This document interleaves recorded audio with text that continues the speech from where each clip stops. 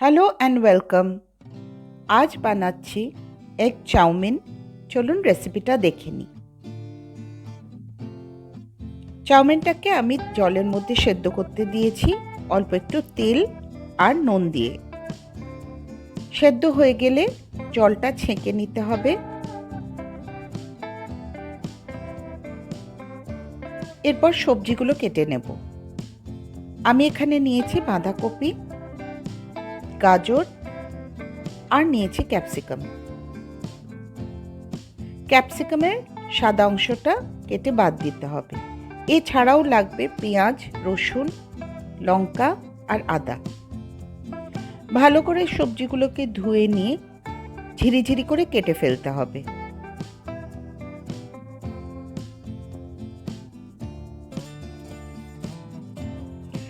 আমি এখানে একটা গ্রেটার নিয়ে নিয়েছি।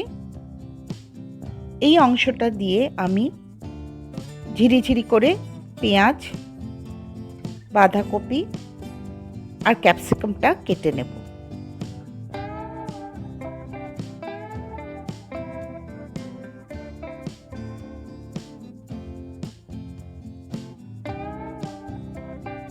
এগুলো কাটা হয়ে গেলে দেখুন সব একসাথে মিক্স করে নিচ্ছি আমি। এরপর কেটে নেব গাজর। সেটাও জুলিয়েন্স দিয়ে করে কাটবো। এই দেখুন এইভাবে।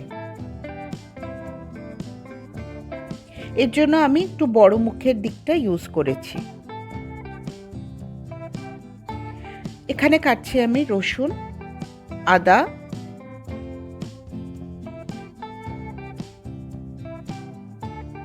আর লঙ্কাটাকে কুচি কুচি করে কেটে নেব।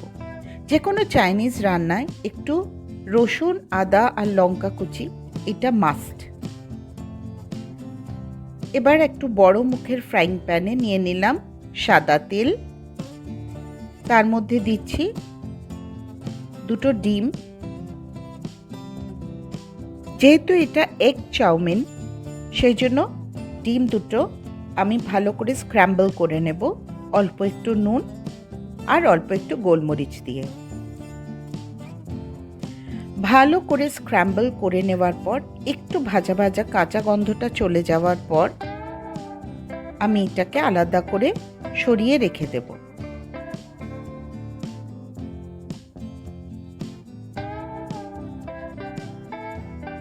এরপর আবার প্যানের মধ্যে সাদা তেল নেব।